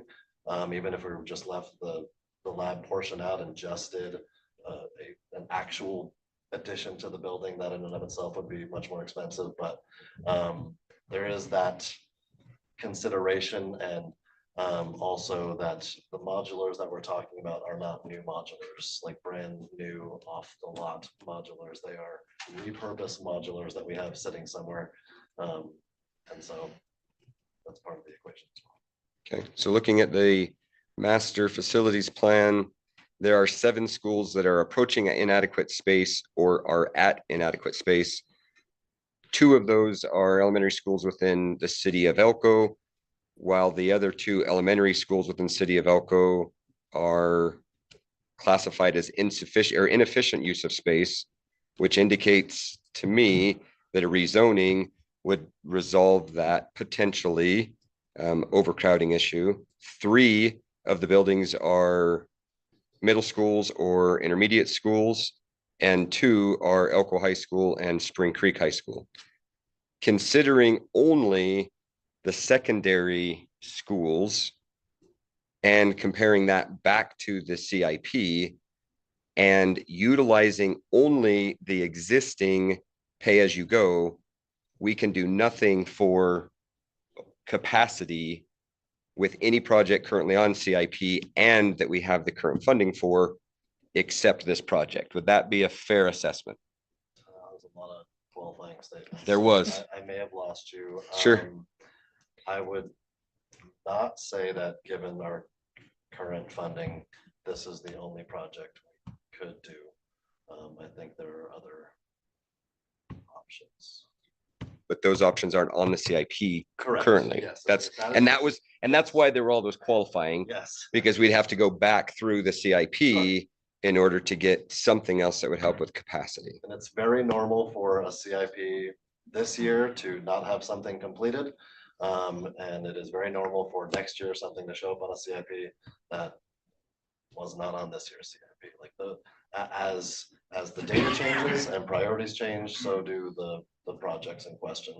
So take that for what it's worth. Absolutely. And I appreciate that. And one of the things that I heard multiple times when I was preparing to interview for appointment to the board, and then once after I got appointed, is there was a general feeling by some people in the community, by a number of people in the community, that the CIP changed to the point where all of a sudden a performing arts building showed up, and in reality it was there for multiple years. So I'm loath to just have something poof show up next year. So to a degree, this is that discussion that we have a capacity issue so that our county and stakeholders understand we have a capacity issue. We also have a money issue. So if a project does show up on a CIP in the future, we've started that conversation actually a couple of years ago, at least a year ago, when we lost the funding ability. So I'm just throwing that out there to the community. For now, Madam Chair, I will rest. All right, thank you. Any other questions or comments from the board? I will say, I will add that the modular discussion did come up in that capital improvement advisory committee meeting. That they believe that that is not something that the district should probably move forward on, that they think that the community wants more site-built brick and mortar buildings. And then also with the capacity utilization scores, Elko High School, Spring Creek High School are in the high 90s, where some of the middle schools, Spring Creek Middle School, Flagview Intermediate School are over 100%. So their capacity utilization scores are a lot higher. And but if you also look in that report, it talks about how over the next 10 years, the projected growth is 2% for elementary school, 4% for middle school, and 2% for high school. And so we've got a real issue with the schools that are scoring the highest in capacity utilization are the ones that are also expected to grow the most. On that, so thank you, Brooke. I appreciate that. With the advisory committee, is the concern the cost or is this concern the project? The project, I believe. So whether we got it, even if we trimmed $1 million, the advisory committee still doesn't think this is a good project to move forward with. From what I understood, Okay. they think we should spend our funds on other projects, that there's greater need in other areas. Okay. But we don't have the funds to do those projects. Did they come up with what those projects were? Like where they wanted to start? No, that wasn't part of the conversation that day. Typically it's around February or March where we really start to look into developing the CIP, capital improvement plan for the following cycle. So I think our next meeting is in January, so we'll probably begin the discussion there. So I'm going to hold board comment for just a minute and we are going to take our public comment. Heather, if you'd like to come forward, please, or stand where you are, sit where you are, wherever. Uncomfortable, and I mean, are you guys okay if I sit? You're fine. Yep, you're great. Okay. Thank you for your discussion, and I want you guys to know that I appreciate each and every one of you and your support of Elko County School District. I'm here today as a concerned member of the Spring Creek community and not the CTE facilitator. I bring you some numbers that some of you, which you have discussed. So an expansion for Spring Creek High School has been on the capital improvement project starting in 2010, as far back as I could dig. Okay. The census data for Spring Creek, the community of Spring Creek in 1990 was 5,866 population. In 2000, that population increased 79.8% up to 10,548. Keep in mind that Spring Creek High School was built in 1993. Okay, in the 2020 census, the population of Spring Creek was 14,967. In essence, the population of Spring Creek has tripled since the high school was built. Now, if we talk about the facility master plan, Spring Creek High School is the only high school on that list that is over programmatic capacity. Not capacity of a building, but programmatic capacity. Spring Creek Middle School is also over programmatic capacity. Spring Creek High School currently has 0 empty classrooms. They have 44 staff. 22 of those staff members are teaching 7 periods a day. 5 out of the 5 math teachers are teaching 7 periods a day. Okay, we've got 280-ish students coming in the current 8th grade class. I remember, I can check that out. We cannot hire another math teacher at Spring Creek High School because we don't have a classroom to put them in. We cannot add any more. We have no more capacity, which means one thing, and that means that the only thing that changes is the number of students in a classroom. Okay. English, the current average is 26 students per classroom. Math, 25-ish average per classroom. Social studies, 26 per classroom. They also have limited electives because of class size capacity and of course classroom. 120 students were turned away for ag mechanics this year because of capacity. That teacher is currently teaching 7 periods a day, and those classrooms are so full that students don't have desks. Lucky for us, there's a lab, and a lot of them spend time in the lab. So I do not envy your decision tonight. I will state that on that capital improvement committee, only one person on that committee will be directly affected by this decision, because she is the only one that has students that attend Spring Creek Middle and Spring Creek High School. I understand the needs of the other schools. I spend time in all 7 of them as the CTE facilitator. Each one of them has their unique needs. And if I had a magic wand and one Powerball, I would fix them all. Spring Creek Elementary was built in 1988. Sage had grades 1 through 3 in 1990. And since then we have added Liberty Peak. Elementary capacity has increased. Middle and high school has not necessarily increased. So the result of your decision tonight, whether or not to continue to look at adding capacity to Spring Creek High School, means if we're talking about student abilities to learn, we will have 30 to 35 students per class. The teachers will teach 7 periods a day, meaning that each teacher at Spring Creek High School will teach 245 students per day. That is not helping with educator retention. That is not helping with student education. Those are real numbers. I would also beg you, please do not kill this tonight. Can keep it on the table, because I have the opportunity to apply for a competitive grant, which I can look at the entire overage of the food science lab, because it's CTE money, to cover that overage. But if this building, if it is no longer a viable project, I cannot apply for those funds. I can apply for those funds as soon as the grant management unit lets go of the RFA. Typically, we know about our competitive funding in February. Oh, and one last piece of data. 1 out of 12. The food science lab is only 1 space out of 12 spaces that students from Spring Creek High School could expand into. Thank you. Thanks, Heather. All right, any other discussion from the board? Yeah. On August 1st, our August 1st meeting, we put this out to bid. We're expecting a cost around 2.7 million, everything listed out here from Design West.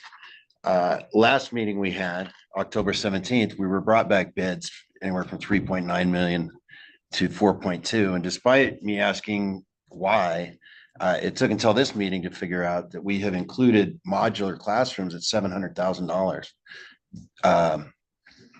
So the actual bid for the building and what we were asking for here and what we approved on August 1st wasn't met on this last meeting. So I'm curious as to why that's the case, why we're being told 4 million when the project that we were looking at is actually, I'm seeing 3.2 here, but then with the proposed cost saving strategies, that gets us actually right down in the ballpark, 2.9. That is right where we were looking at. And so although I expressed shock and outrage last meeting at the inflated price, it was because I was not aware of that information. I'm still not happy with seeing these bids coming in so high, but I'm also very curious as to why we're trying to kill this project when we as a board voted on this to go ahead with it. And again, I'd like to ask the question as to why these bids came back at $4 million when they were not what we asked for August 1st. So I have a comment on that really quick. Actually, the first time that we voted on this and it was voted to, that it was passed, we were told that it was going to be the CTE building, the food science building, and also 6 new modulars. No, we were not. That was never on there. This is the agenda item from August 1st. It is not on there. I can show you the presentation you received. And I rewatched it today. The project has remained the same since I brought it to you. Well, that's not true, because originally the project was $20 million for a brick and mortar building. After pay-as-you-go failed, we couldn't move forward. The board asked us to cut prices. We cut prices. There was never, it was not for 6 ever. It was never for 6 and it was never for new, ever. But that's the bid that we received last, yes. On the estimate that we provided to go to bid, the $2.9 million estimate, the modulars are included on that bid. But it On was the not estimate. included in our agenda item and what we approved, and I want to know why. It was in the packet of, in the presentation that I provided to you, the estimate was included. It was there, I promise. Not for 2.9. I have it right here. I don't know if anybody can remember this. Right here. The reason to move forward with this project was to increase classrooms at Spring Creek High School. 2 classrooms for the food science building was not enough. That's why the trailers were added to this project. I don't know if anybody, does everybody remember that? So that's why I included those in the bid, is to get those, and they were on that cost proposal as well. That's what I was trying to say is when you voted to move forward with it, it did include putting new modulars there. He talked about where there are some old modulars there right now and that those, Could you show me there where, would be please? new modulars moved on. I'll screen record the video portion of our meeting and send it to you.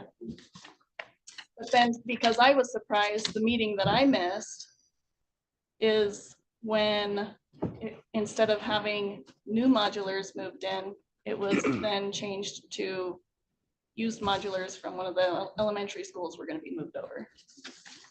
It was never intended, ever, to buy new modulars, never. I know that because I have lived this project for 3 years. And I can tell you through each phase how it's changed. So I And just it's remember, changed I remember Because Matt, originally what we were gonna do, there's 4 trailers in the back of Spring Creek High School. Yeah, it was and just I did this relocating in a those. presentation, and I showed you guys.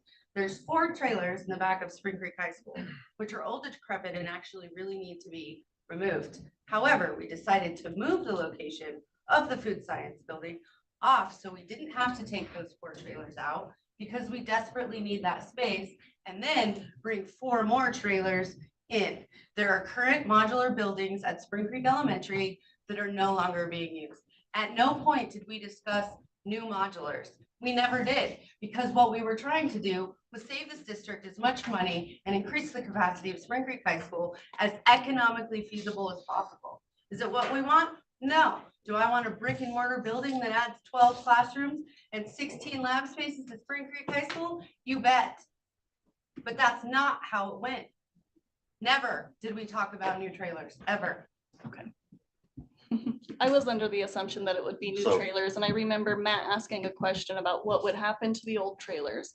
That if they got moved off, could we utilize them somewhere else in the district, if you remember? And I think that was part of where we moved the lab, is that if we moved the lab and those trailers went off, I think my question was, how do we keep those trailers to not, those modulars, so that we are not losing that capacity? I think that's, I can't swear that's what I was saying, but that was my recollection of making sure we are not losing class space if we're moving that lab backwards. And I think that's where I was coming from, but I didn't recall it being modulars either, but I did recall that discussion of modulars. So I'm Or gonna- new modulars, sorry. I'm going to bring us back in just a little bit. We've had lots of discussion. This is good. I appreciate Heather, her expertise here on this. This is a project, yeah, she's definitely lived. Do we want a brick and mortar building to add capacity? Yes. Does the community want that? They didn't vote saying they did. The way they voted said, we don't care. We are going to punish our students for generations because we're going to vote against providing funding. So I appreciate that we have got options to potentially add capacity to Spring Creek High School with this project. I appreciate that the board has varying opinions on this, and there's potential discussion, maybe more tonight, maybe down the road. I don't see a reason to kill a project that adds capacity if we have potential to get a grant to cover whatever the additional cost is. So my recommendation, sitting in this seat, is we look forward, hoping for additional funding coming from grants with this project. I don't see any reason to remove this from our capital improvement projects and plan. There's no reason to say, hey, never mind, we don't want to add capacity. Let's find opportunities to do that if we can. Is it going to be ideal? Is it going to be a brick and mortar building? Only if we have someone donate $20 million to Spring Creek High School saying, here's money for this project, right? Which that'd be great. Anybody that wants to donate $20 million, we'll take it. That'd be fantastic. But I think we look at this a little more long-term than just right now. And we say, if there's potential, we can get grant funding to cover these costs. Let's keep looking at it down the road. Maybe not tonight, maybe tonight, but let's not kill a project that's going to add capacity for our students. Okay, other questions from the Well, board? I have a specific question that I Yeah, go asked that ahead, I would Jeff. like to have answered as to why. Jeff, I'll The- answer the- your question. yes. I'm not sure what you're talking about. Yes. I would have loved if we'd had a conversation. Well, I asked these before. questions last meeting. And so, To answer your question, I'm staring at the August 1 agenda item. yes, And I see in the second paragraph, modular trailers. When I look at the attachments, I see purchase or the setup for 4 new pads, which I think is where the word new confused some people. It says new. it says relocation, Yes, sir. specifically right here, relocation. Correct. And that is what the cost of the trailer of the modulars is, the 700,000 that is in there. When you look at the opinion of probable costs, it says that it goes into the modular placement, which costs, it was an estimate of 7,500 per for the it costs money to move something that big. And then it talks about 35,000 a piece for doing the modular pads, the services, the ramps. Those things are all part of modular relocation. There is, and as Heather said, never was intention to purchase 4 new modulars. Yet last meeting, we were brought back a bid that included new modulars and not told that. It does not include It's new not, modulars. sorry, I Yes, misunderstood you. no. It's not for new modulars. Those bids. What is the $700? $700,000. That's getting the utilities in place for the modulars, pouring the concrete pads, doing the skirting, remodeling the 1982 trailers, updating the AC in them, the swamp coopers. So you're saying that went up from $170,000 to $700,000? 170,000 is just the pads. Well, that's 140. Then the placement was 30 more. And that's what's on the design west from August 1. Also, and that was just a cost proposal. Right. That was an estimate. We got some new numbers back from US Modular. They provide ADA ramps, and that came back at like $90,000 to $130,000 for ramps. Those modulars that are at Spring Creek Elementary are not ADA compliant. So those would require new ramps. So there was a lot of other costs that, in his guesstimation off of previous projects like this, and we've seen costs inflate, over the days, those numbers went up. But this is not for purchasing a new modular. So under public content, the cost breakdown, number 1, under this item on this current agenda, lists modulars, $698,821. What is that?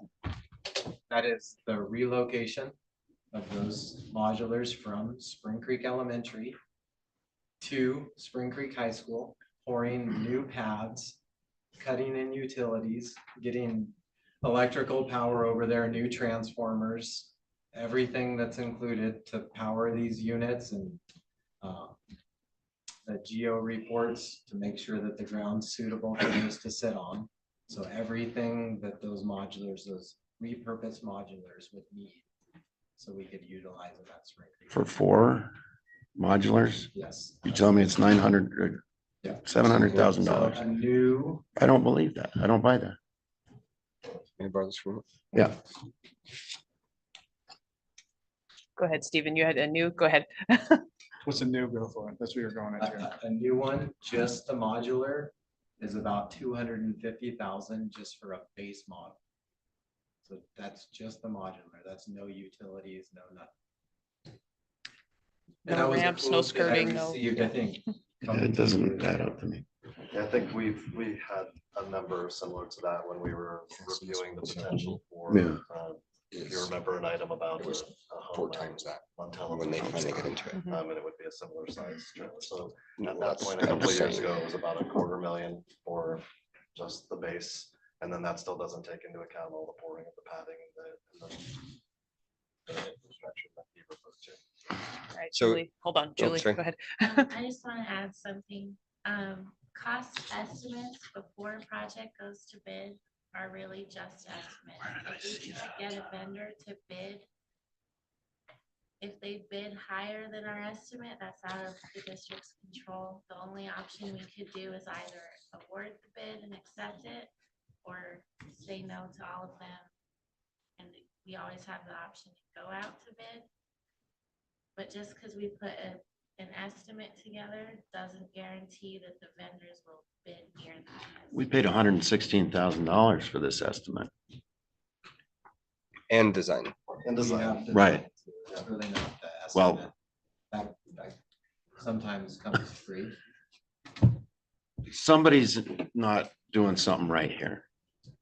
And I'm trying to figure out who it is. It does appear that on the Design West document from July 25 of 2023, that the total modular side of things Pad would have been services about and ramps. $170,000. So it does seem that the actual cost when it went to bid was 4 times that.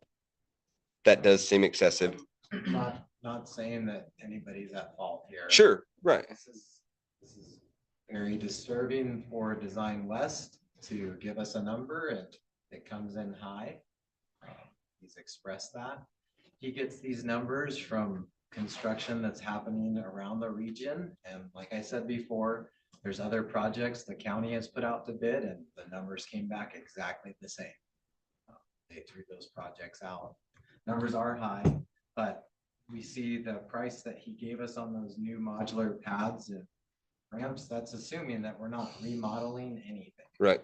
So that's where a lot of this comes into play too. Madam Chair, if I may, I'm sorry. Yes, go ahead.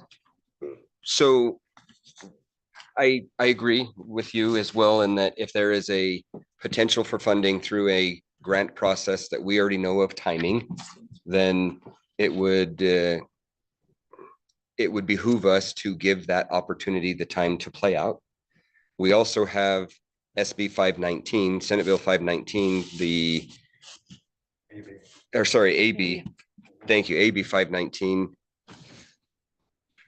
The 519 bill that the county needs to take action on that also could come back with additional funding. My concern with that is that based on the 75 cents we were getting previous to the pay-as-you-go ending, it was generating approximately $15 million a year. Is that accurate?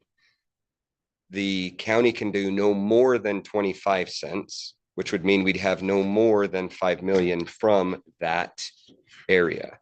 The capital improvement plan from July 1 of 22 indicated a potential new elementary school in Elko for $60 million. The most recent one that we had was July 1, I believe. Sorry, June 28 of 23. And in that one, we're looking at a potential, the elementary school has been removed, and we've looked at a potential for an expansion to Adobe Middle School of $30 million.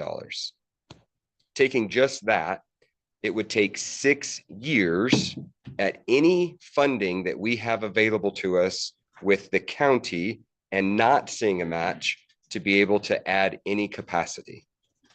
We have an ability, and currently the only thing that could add capacity in our CIP is this project. I therefore move to table this item until such time as either we have a response back from the grant that could be submitted or action from Elko County Commission regarding the 519 allocations, whichever comes soonest. Okay, Second. we have a motion and a second. Is there any discussion? Yeah, if we have the opportunity, here's what happened. When we lost the funding through that, it meant that people were in support of what others had said about putting children in facilities that aren't necessarily what we put the children in right now. So I have the news story where we were told to accept putting children on plywood floors. So if we have the capacity to not do that, it seems as though Matt has pointed out many different avenues that we can't go down. The monies we can get, as I stated before, are negligible at best. And I continue to state that because of the cost associated with all these. However, if we have somebody that's willing to find more funds, just like other departments, I see no way. That's why I support this, is that we need to find ways to take care of these programs the best of our ability. So I just want to make sure it was stated that, you know, the past, people tend to forget the past and where things are at, but right now we have people trying to do the best that they can. And it seems as though going off this path isn't really viable anyways. So, and people that gave that money, that tax funds, that's what they wanted. They wanted expansion of our schools. They want expansion of our programs. And in my opinion, I think that this is our best bet. And I continue to say CT is the future. Continue to look at that and prove me wrong, I guess, but it'll be proven right. Brooke, I appreciate very much your comments and the committee's comments as well. I just don't see a solution, and I'd love for that committee to come back with a solution. And Mr. Anderson indicated that may happen in late winter, early spring of 24.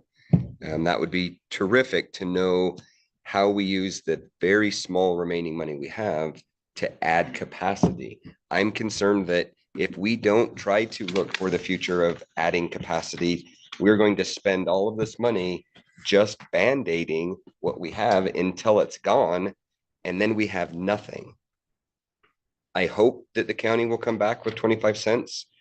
Quite frankly, I don't think they will. And I don't see that we have a lot of other option after that, unless we get a bond and the citizens of Elko County recognize that the schools need funding to be able to increase capacity and to be able to have the programs that our students are clearly demanding if we're turning away 120 students from a program. That's pretty clear. And I know that sometimes my kids have submitted stuff for what they want for high school, but it's always come back to me and I've either kiboshed it or I've approved it. Seems that 120 families, or at least the families of 120 students, are interested in ag mechanics, and we've turned them away and said, sorry, no. So anyways, I apologize. I feel like I've beat a dead horse, but thank you. I do appreciate what the committee has said, and I appreciate your comments. I want a solution and I don't see one. So I just want to make a comment about my concern is that if we move forward with this project, when there are other schools in the district that are 20% higher in capacity than Spring Creek High School, and we aren't taking the recommendation of the advisory committee, capital improvement advisory committee, or basing our spending off of the MGT report that we spent hundreds of thousands of dollars to have done. That's an unbiased deal, that when we do go to the community for a bond to be able to add capacity to the schools that really need it, that they're gonna say no. Well, then they'll continue the same problem. Like, that's just how it boils down to. They'll continue the same problem, and we'll continue to see things deteriorate, and they'll continue to see short term. Like, that's just how that works. But So if we as a board make decisions to gain our community's trust, they should have then when already, we go to them everyone's with been a elected bond- here, right? Yeah, that's what I mean, guess. everyone's been elected here already, so they should have already looked at, done their due diligence on what we're doing, and taken that we would have made the best decision we can possible regardless of an advisory committee. So like, I mean, that's just, Part of the MGT report, though, is looking at all of the numbers and how those numbers came together, not just what color a box is.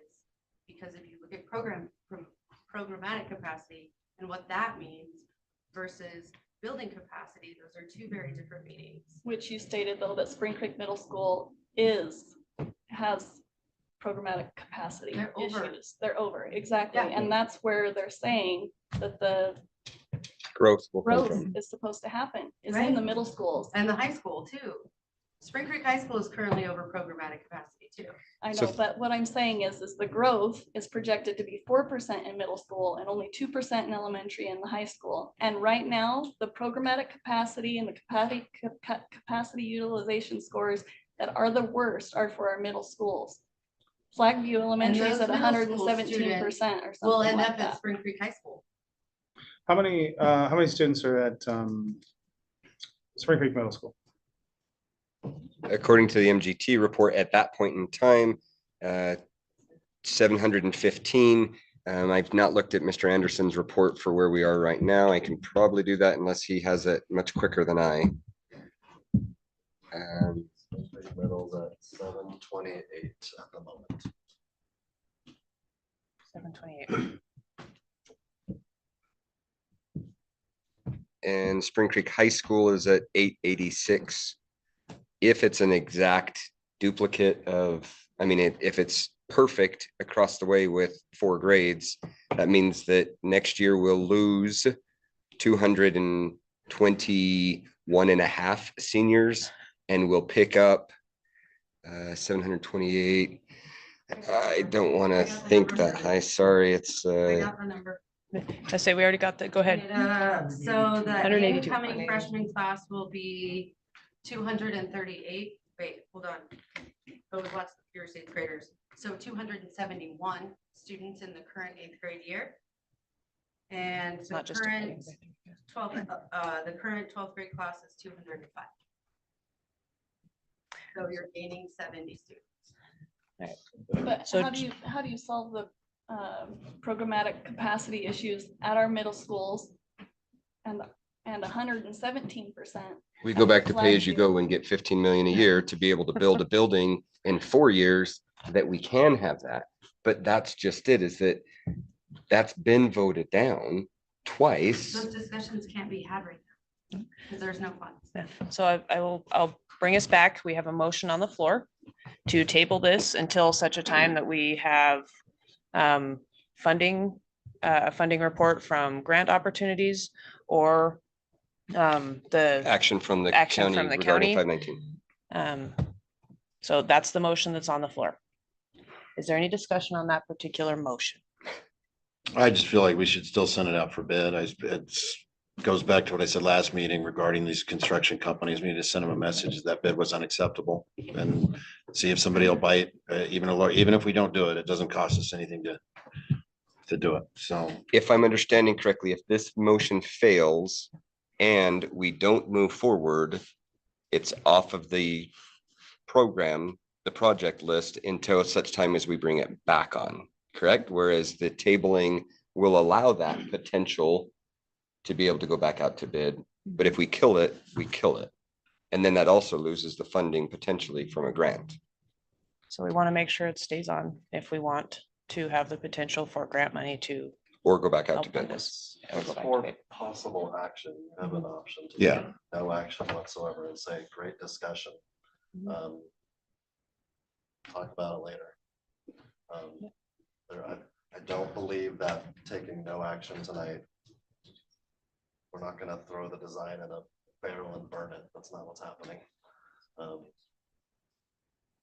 just to clarify, though, we do have the option to throw it out for bid again at no additional cost to the district tonight, correct? Yeah, that would be another motion that could be made. So that will be why I'm voting no to your motion. Yeah. Okay. All right. If there's no other discussion, we will vote on the motion at hand, which is to table this project until such time that funding sources are potentially available. Not in those exact words, but we're going to shorten it. All in favor, please say aye. Aye. Any opposed, nay. Nay. Chair votes aye. And we're going to have to take a raise of hands. All in favor, please raise your hand. Oh, sorry. 4. Okay, we have 4 in favor. All opposed, nay. Okay, 3 opposed. All right, the motion carries. We'll table this project until such time that we have funding. Now I can still ask, is there anything else related to item 2.6 that you would like to discuss? All right, seeing no further discussion, we will hope that some grant funding can make this happen, right? All right, thank you everyone for your discussion on that item. Lots of different things are going into that. Thank you. We'll move to item 2.7, receipt, review, and discussion of proposed changes to policy GBB.11, conflict of interest. This is a non-action item. Mr. Anderson. So this is a proposed revision to policy GBB 11. We already had a conflict of interest policy, but it was rather abrupt. And so as is described in the background information, we had an audit done specifically about our controls and everything within our special education department last school year. Yeah, last school year. And we had a series of recommendations of how to improve, which Dr. Higbee and his excellent personnel have been working on. And one of those recommendations was to strengthen and make our conflict of interest policy more robust, as well as have a reporting mechanism for potential conflicts of interest in the form of a form that we have attached here as well. So that is where all this comes from. It's in response to and us doing our due diligence to have as solid of controls as we can and meet the recommendations of that audit. Thank you. Any questions, guidance on this? As a reminder, it's a non-action item. It's just a discussion item. Yes. All right, seeing none, if you do have any thoughts you want to share with our superintendent, please do so. Not right now, because we're going to move on. We'll move on to item 3.1, which is our consent agenda. Move to accept the consent agenda as presented. Thank you. Do we have a second? We have a motion and a second. Any discussion? All in favor of approval, please say aye. Aye. Any opposed, nay. Chair votes aye and the consent agenda is approved. Item 4.1 is a report from our NASB Director. Okay, just 2 items today. There was a joint board meeting via Zoom. I apologize, I was not able to attend, but I do have the minutes that I was going to go through. That they had a policy specialist selection recommendation. Basically, we hired a new lobbying firm for us. It's the Tom Clark Group. Little discussion on that. If anybody's interested, I can show that to you, but it was sorry, what was it? It was just showing that they had a lot of reach and a much deeper bench. They have a lot of extra people working for them. So there should be some real good representation for us as a school district and as NASB moving forward with the legislature. And the other item I had to cover was just a reminder of the NASB annual conference running November 30th through December 2nd. See you there. That's all I had to do. Okay, thank you, Jeff. Any other questions for Jeff? We'll move to item 4.2, which is items from board members. All right, seeing none, go ahead. I have one. I wanted to talk about our agenda and how, like on this particular week, we had, I believe it was 9 changes come through, some as late as 4 o'clock today. I know that they're just updates and things like that, but I'd like to request that we try and keep those cleaned up and keep changes to a minimum. If we could have every, they keep coming in because today's the actual deadline because we have the meeting. But if we treat the deadline as Thursday, then that gives me and everyone else the time they need to review. I understand that there may be typographical errors or changes of that nature, but sometimes there's additional documents, and I would just ask that those be in, and that when we do have these changes, I get a notification, but it doesn't tell me what changed. And so if I could have, especially this 4 o'clock one, I really didn't, I still don't know if there was something that changed. I went back and looked through, didn't see anything, but it just would make it a lot easier. So if I could please request that we keep our agenda a little cleaner and less changes. If we could just have everybody in, have stuff in by Thursday, it'd be great. All right, thanks, Jeff. All right, we'll move to item 5.1, which is our superintendent's report. So we have 3 Stars Award recipients from the month of October. We will see 2 of them at our next board meeting in Elko. I'll say their names, but won't do much more than that now. That was Harmony Stahl and Melissa Bowen, both excellent certified staff from Northside Elementary. The other one is Javier Soriano, who is the building superintendent out at West Wendover High School. That's back-to-back months that West Wendover High School has had a Stars Award recipient. They're doing great out there. And I'm going to read Javier's nomination. So here goes. He was nominated by his principal, Mr. Carlin. It's page long. Here I go. I am writing to express my wholehearted support for the nomination of Mr. Javier Soriano for the Stars Award in recognition of his exceptional dedication and contributions to the Elko County School District. Mr. Soriano's consistent demonstration of the qualities that exemplify an outstanding employee is truly commendable. During a recent lockdown situation, Mr. Soriano's dedication and professionalism shone brightly. His actions in assisting PE classes and ensuring the safety of our students by guiding them to the Plaza hut near the football field were above and beyond the call of duty. Mr. Soriano's ability to remain composed and take swift action during this challenging time speaks volumes about his unwavering commitment to the well-being of our students. Furthermore, his quick and keen observation skills allowed him to identify a suspect near the school, and he promptly pointed this out to authorities, further exemplifying his dedication to the security of our school and community. In addition to his exceptional actions during crises, Mr. Soriano's role in building maintenance has resulted in significant improvements within our school. He consistently takes a proactive approach and has presented solutions for making the school better, which is a testament to his dedication and commitment to the school's success. Mr. Soriano's well-known presence in our community allows him to serve as a positive liaison between the school and the community, enhancing the bond between West Wendover High School and the community. Mr. Soriano's positive influence extends to students, parents, colleagues, and administrators, making him a true model of excellence in his position. His genuine concern for the well-being of the students and faculty at West Wendover High School is evident in his daily actions and interactions, contributing significantly to a positive and effective school environment. It is clear that Mr. Soriano's contributions align perfectly with the qualities sought after in a Stars Award recipient. He has consistently proven himself to be a dedicated champion for students, schools, and the broader community. I wholeheartedly endorse his nomination for the Stars Award and believe his outstanding efforts deserve to be recognized and celebrated. And I will add that Mr. Soriano even does more than what Mr. Carlin put in there. He's an excellent employee, excellent advocate for his school and his students, and a great member of the community. And really, I was glad to see his name come across. He's someone I've interacted with on multiple occasions, and he's always brings a smile to your face, treats everyone the same, and he's just a really, really great guy. So you'll join me in congratulating Mr. Javier Soriano.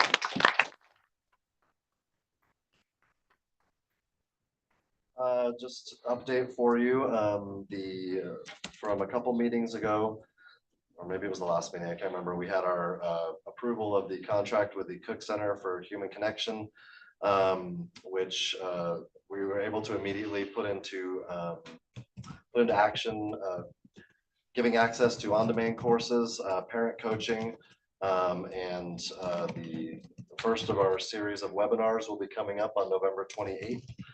That first topic that was chosen is social media protecting your child. So it's an informational webinar. It's about an hour long, and it's going to be in both English and Spanish.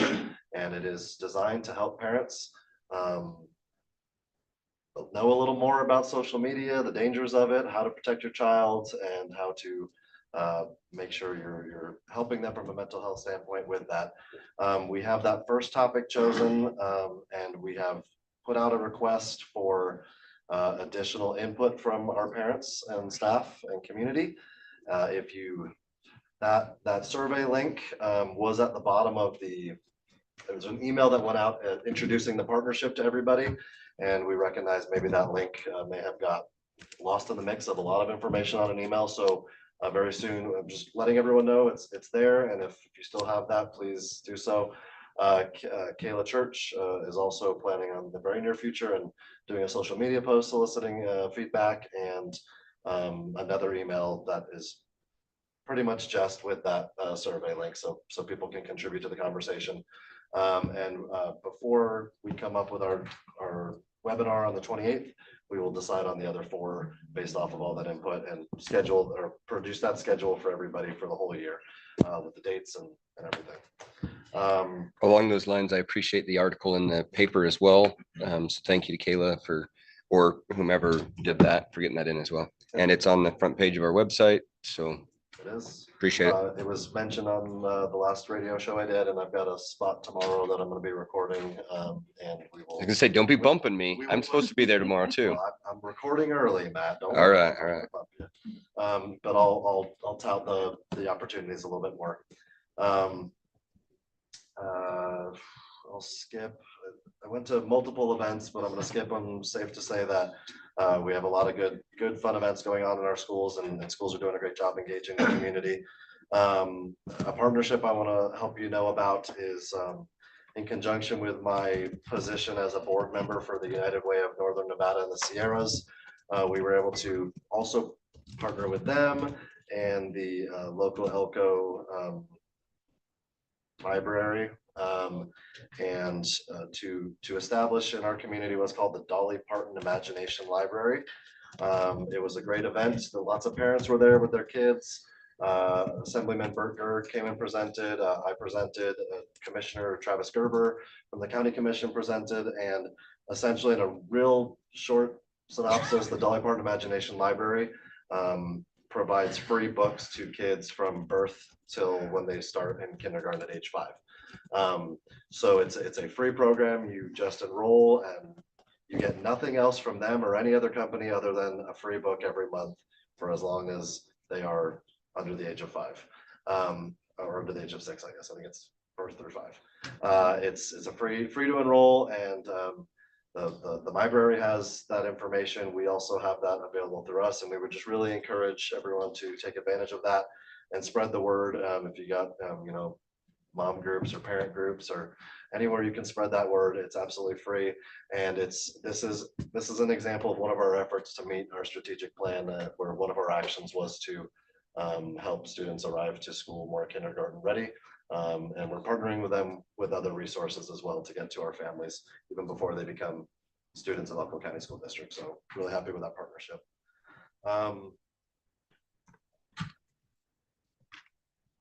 Thanks to Heather and all the wonderful people who participated in and made our college and career fair on Halloween a treat and not a trick. It was a really fantastic event. Easily our biggest community turnout as far as employers go and colleges and students. It was just great. It was very well done. We've outgrown our capacity at Elko High School. It was held at the convention center, and all signs point to it continuing to be a very large event. We're looking at probably extending it to more students going into next year as well. So Heather does awesome work there, and we're happy to support it in any way we can. Yeah, we'll call it good with that. I got some more stuff, but yeah, we should be done with it. Okay, thank you. Yeah. All right, any questions for Mr. Anderson? Thank you. All right, we'll move on to item 6.01, approval of the accounts payable. Move to approve the accounts payable November 7th. Do we have a second? Second. We have a motion and a second. Any discussion, abstentions, or disclosures?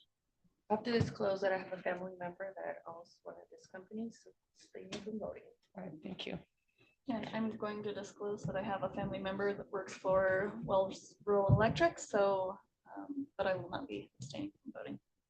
All right, and I have the same disclosure as Brooke, and I will also not be abstaining. All right, any other questions on the accounts payable or discussion? All right, oh, go ahead, Brooke. So I am the board member on one of these. So that will be separate. We'll vote separate on that one. Yep, this is just for the accounts payable November 7th. Okay. All right, all in favor of approval, please say aye. Aye. Any opposed, nay. Chair votes aye, and with one abstention, the motion carries. We have one more item on the accounts payable. Move to approve the AP board member reimbursement November 7th. Second. Thank you. I have a motion and a second. Any discussion, abstentions, or disclosures? I disclosed that this is a reimbursement for me, so I will be abstaining from voting. All right, thank you. Any other questions? All right, all in favor, please say aye. Aye. Any opposed, nay? Chair votes aye, and with one abstention, the motion carries. 7.1 is a final opportunity for public comment. Is there anyone who wishes to make a comment at this time? I do have to say really quick, and it's gonna embarrass him, but Matt just kind of won a prestigious award, champion of Elko County. And I think it's great to have a member of our board win that. And I think it's awesome. And then Yeah. also just wanted to thank our student board member. Yes, for thank being you, here. Danielle. She's an impressive young woman, and yeah, really enjoyed having you here. Thank you very much. Yes. Danielle, appreciate it. And Thank you.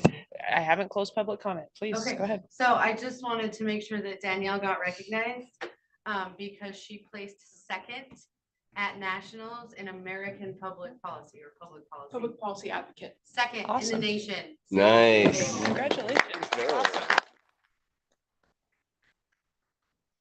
Madam Chair, I'm remiss. I should have mentioned this during our side, but Danielle, please also tell your student council folks, this is awesome. The donkey basketball fire department versus the police department to support the Northern Nevada Children's Cancer Foundation on Saturday, the 18th. It's awesome that you guys are doing that. Pretty cool that the donations raised by your guys' group is also going to be doubled. So that is awesome. Well done, and tell them we appreciate them doing that and being an active member of the community. They will appreciate that. Yes, well, Danielle, thank you again for being here. Everyone, we appreciate your presence. Our next motion will move us into closed session. So we will entertain a motion, but then we move into closed session. So thank you for your attendance and travel home safely wherever your home may be, close or far away.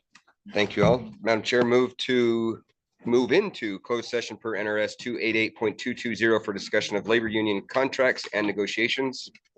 Thank you. We have a motion and a second. Any discussion?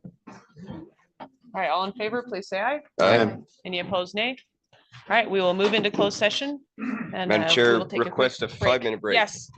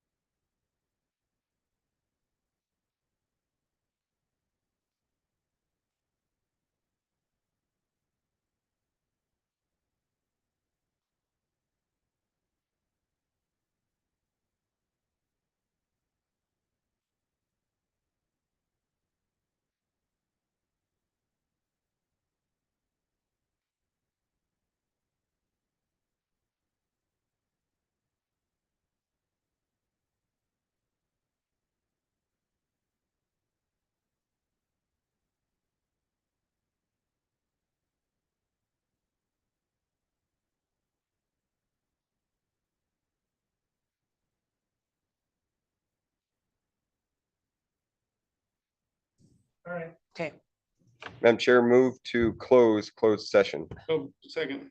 all right, we have a motion and a second. Any discussion? All in favor, please say aye. Aye. Any opposed, nay? Chair votes aye and the motion carries. All right. Since you Madam have this Chair. open, we will now move back into open session and talk about any action that is related to our closed session that is relevant. Madam Chair, I move to approve the ECCTA master agreement for 23-25 and the ECSSO master agreement for 23-25. Thank you. Do we have a second? Second. All right, we have a motion and a second. Any discussion? All right, seeing none. All in favor of approval, please say aye. Aye. Aye. Any opposed, nay? Chair votes aye and the motion carries. All right, Can I read my statement? yes. Due to the board's decision to approve the presented negotiated contracts, 8.5% and 2.5%, and the provided financial projections anticipating a resulting ending fund balance in the general fund below 4% of prior year and current year expenditures per NRS 288.150, the board and management must complete a written explanation of the budgeted fund balance to the Department of Taxation that includes the reason for the ending fund balance being budgeted below 4% and the manner in which the district plans to increase ending fund balance in the general fund. Please have this completed by December 28th for submittal to Department of Taxation with the December augment. Thank you. Thank you, Julie. All right. Madam Chair, I suggest that we have our administrative team put together that documentation and then bring it back for the board for approval, since it needs to come from both management and the board. Thank you.